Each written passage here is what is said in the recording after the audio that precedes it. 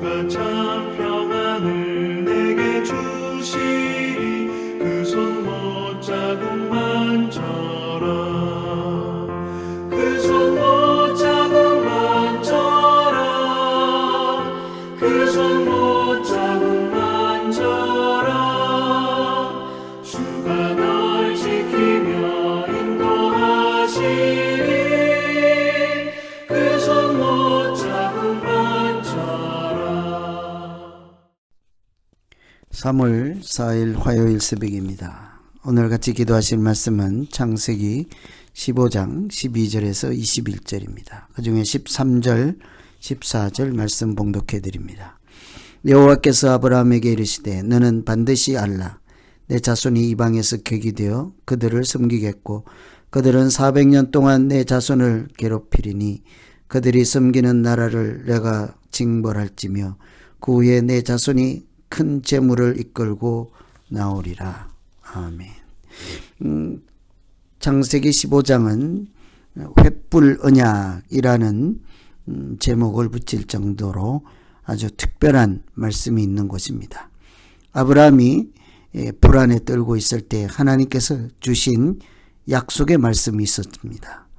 앞으로 400년 동안 애굽에서 객이 되고 종이 되어서 고통받을 때에 400년 후에 하나님께서 그 백성들이 큰 재물을 가지고 나오게 될 것이라. 소위 출애굽에 대한 예언의 말씀, 언약의 말씀이죠.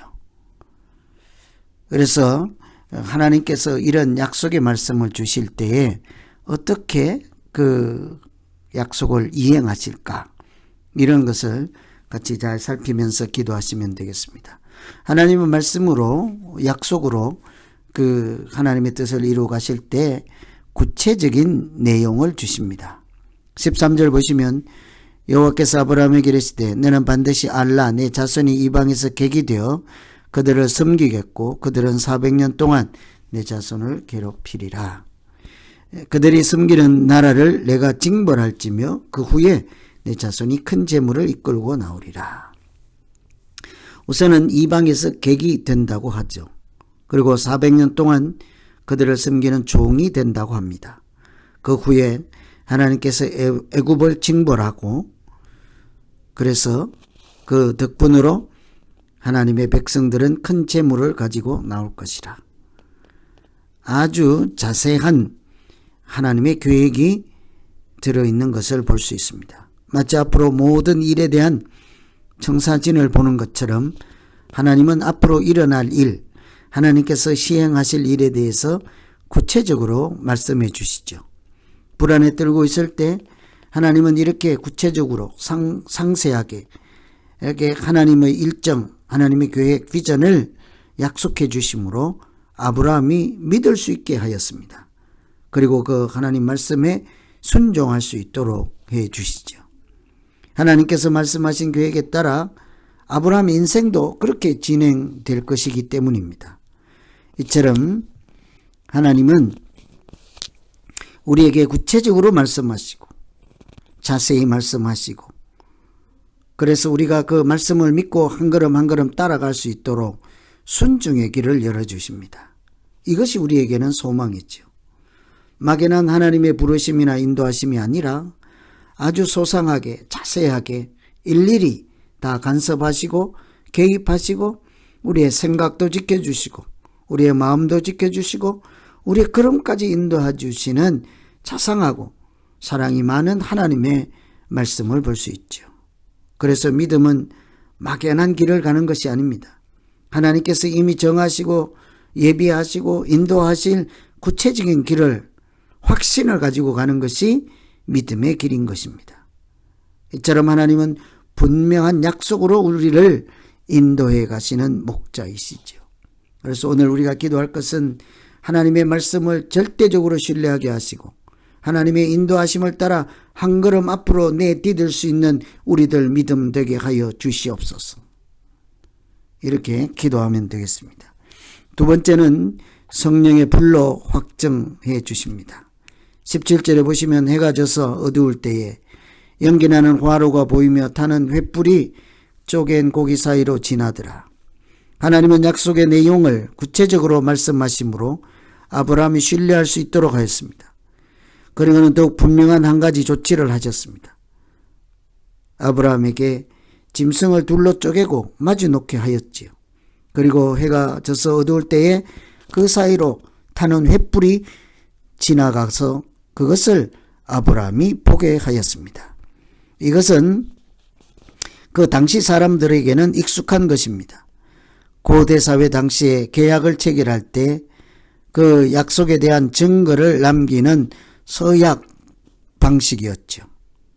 서로 당사자가 짐승을 갈라놓고 중간에 피가 흥건한 그곳을 이렇게 맨발로 지나가서 만일 약속을 어기면 너도 이와 같이 죽임을 당할 것이라, 그러니 반드시 지키겠다는 도장을 찍는 것과 같은 것이죠. 오늘날 계약서에 서명 날인하는 것입니다.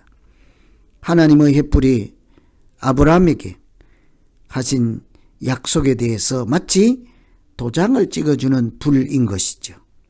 하나님께서 왜 우리 사람에게 꼭 확실히 지키겠다고 손가락을 걸어야 하겠습니까? 도장을 꼭 찍어야 합니까? 서명을 해야 하냐고요. 하나님은 일방적으로 하나님의 계획을 말씀하시면 신실하신 하나님이 얼마든지 그것을 이렇게 한치 착오도 없이 이루어 가실 것입니다. 그럼에도 불구하고 아브라함을 위로하고 아브라함에게 확신을 주고 아브라함을 믿음의 길로 인도하기 위해서 하나님은 하시지도 않아도 되는 이렇게 불필요한 것을 해 주시는 것, 약속에 대한 도장을 찍는 것이죠. 이것이 은혜입니다. 하나님께서 이 약속을 확실히 지킬 것이라 하는 것을 보여주시고 확정을 해 주셨죠. 굳이 이렇게 하실 필요도 없는 신실하신 하나님, 자기의 자존심이고 뭐고 이런 것 다 내려놓으시고 오직 아브라함을 배려하고 사랑하고 믿음으로 인도하시기 위한 특별한 조치였습니다.